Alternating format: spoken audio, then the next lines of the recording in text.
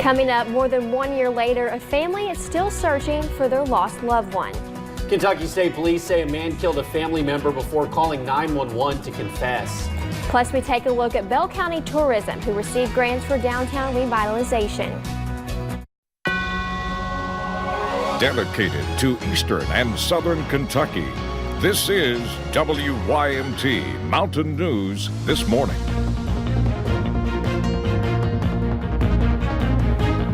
Good morning. The time is 5:29. I'm Madison Pergram. Don't go back in time, Madison. We're inching closer and closer to Friday. On this Friday Eve, September the 26th, I'm Will Puckett. Thank you for tuning in to Mountain News This Morning. So it's been great weather the past couple days.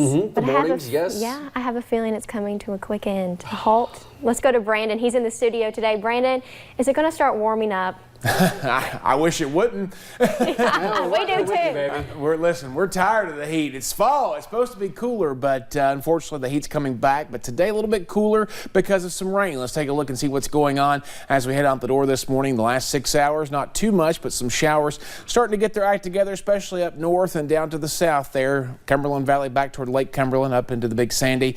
Temperatures, that's the big swing. Moorhead and Prestonsburg, Pikeville, all 70 or close to it, but 59 in Harlan, 62 here in Hazard, Middlesboro the same. So a big contrast. Dew points not too bad just yet, especially in the eastern part of the state, but you see those 60s starting to show up, so a more humid day, even though it's going to be a touch cooler. 73 Bowling Green, 72 Lexington, 61 in the Tri-Cities, 62 Charleston, West Virginia. So the Appcast, as we go through time, be a good thing to download today to track the rain. You see the possibility for showers too about early to mid-afternoon, and then we'll start to see some clearing as we head deeper into the day. We'll track out that rain and have the rest of your forecast coming up here in just a few minutes.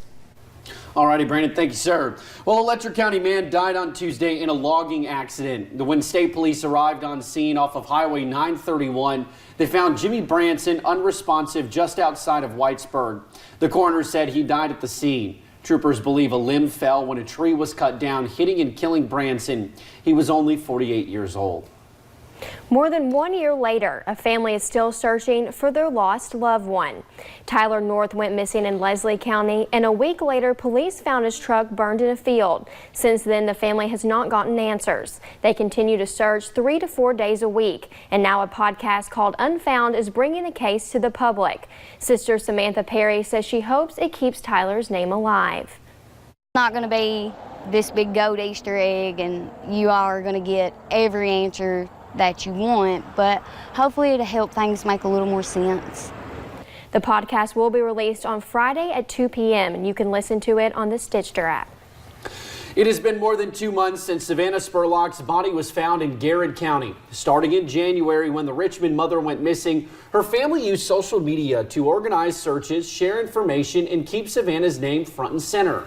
With her murder case now in court, the Facebook page has remained active, now hoping for a better outcome for other families. WKYT's Victor Puente talked to Savannah's aunt, who runs the Remembering Savannah page. Lisa Toma never intended to spend her time reaching out to thousands of people. It was sort of thrown into my life, and I do feel like it's become a bit of a higher purpose for me. But now she does it every day. She talked to me from her home in Ohio. Whatever I can do to help others' families keep their loved ones' faces out there is the least I can do to help the way we've been helped. She took over the Remembering Savannah Facebook page from Lost and Missing Incorporated when the young mother was still missing. Now that Savannah Spurlock's case is in court, it's used to honor her, but also to spread awareness about other families who are going through the same thing. That includes the family of Rhonda Day, a grandmother who went missing last July in Louisville. Her case has not had much of a spotlight, and so we're trying to get people to talk about her, and because she's so important and her life is important. Day spent the night at a friend's home on Marie Anna Drive and left the next morning. Her car was found about a mile away, but she hasn't been seen since. Her cousin told me they were appreciative of the effort to keep her name in the public. No tip is too small. Somebody out there knows something. She didn't just vanish. With more than 40,000 followers, Toma hopes she's able to reach someone who can help in each of these cases. When I think about these other families, they're maybe not putting their struggles out there, but they're going through that same pain. And it's that multiplied in Kentucky by 260 people who are currently missing. In Lexington, Victor Puente, WKYT. Now, anyone with information on Rhonda Day is asked to call the Louisville Metro Police. And we will wait a little longer to possibly learn a trial date in a Laurel County murder and arson case. A hearing for Vaughn Brock is rescheduled for October 24th. Investigators believe Brock killed his toddler son. They found the little boy inside a washing machine following a fire. Brock told investigators he fell asleep while smoking a joint and woke up to the trailer filled with smoke. The next hearing is October 24th. Kentucky State Police say a man killed a family member before calling 911 to confess. That's what played out in a Wayne County community Tuesday night. Timothy Reynolds is charged with murder. Police say Mark Reynolds died after being shot and beaten with a wrench. The two were related. Police say Reynolds called them to say he shot his family member before tampering with the evidence. We all have problems with our family and we don't get along, but at this point somebody has lost their life over a feud or an argument. Duncan's body was transported to the state medical examiner's office for an autopsy. Neighbors said the two men held a long-standing disagreement about property. Another delay in a Whitley County murder case. The trial of Paul Parsons was expected to begin in a few weeks. However, a judge granted a motion yesterday to continue the trial. It is now scheduled for January. Parsons is accused of shooting and killing Denver Neasley and Joshua Wernicke in 2017. Earlier this year, a special prosecutor was assigned to the case. Later today, we could find out how long one Perry County man will remain behind bars after a 2018 shooting. Police originally charged Dustin Howard of Bulin with attempted murder after saying he shot Allison Noble in September of 2018. In court today, a sentencing is scheduled for charges of first-degree assault and wanton endangerment. The preliminary hearing in a Johnson County shooting case is delayed until next month. Police arrested Joseph Fannin last week. Investigators believe Fannin shot a man following a dispute about scrap metal. The victim was shot in the hand and torso. His condition is not known. Police charge Fannin with first-degree assault. He is scheduled back in court on October 9th. An Eastern Kentucky man will spend 8 years in federal prison. Yesterday, a judge sentenced Charles Hubbard to 96 months.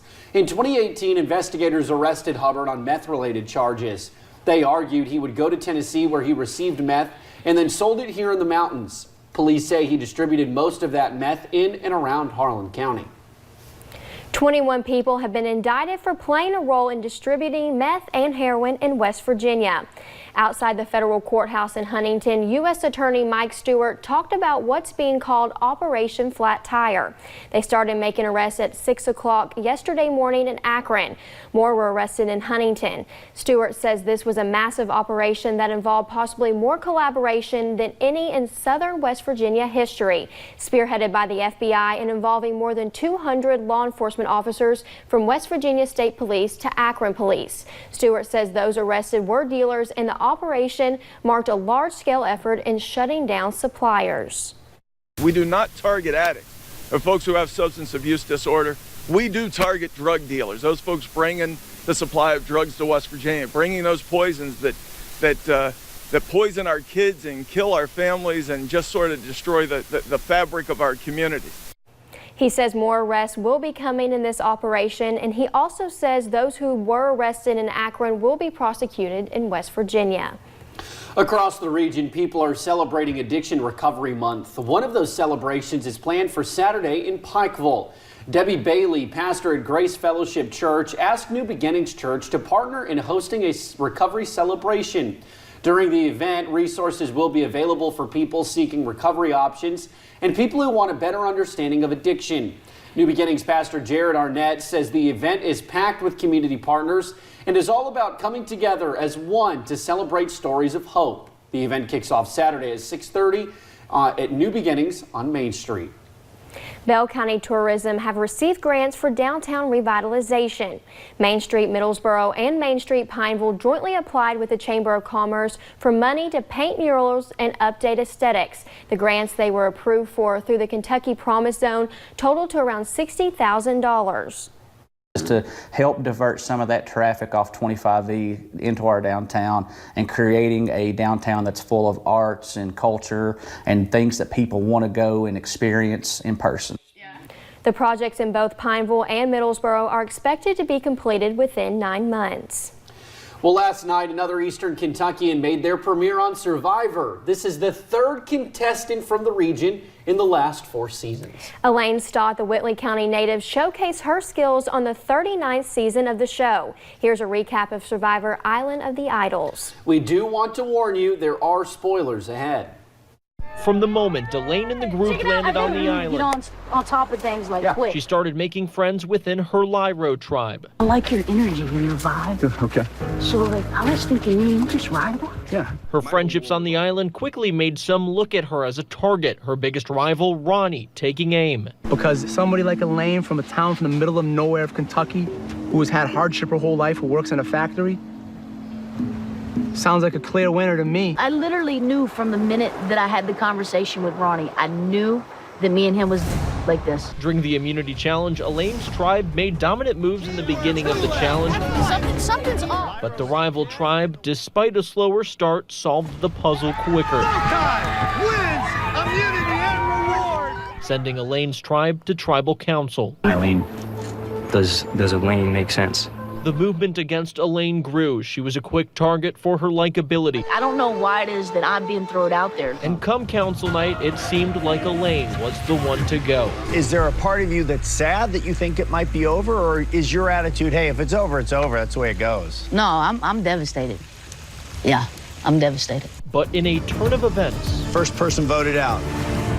Ronnie, that's 6, that's enough. Need to bring me your torch. Elaine will stay another week. Now, Survivor continues next week on WYMT at 8 p.m. And later, a Tesla police cruiser quit on officers in California at the worst time possible. The roller coaster ride of mountain weather continues today. I'll talk about changing temperatures and conditions in about 3 minutes.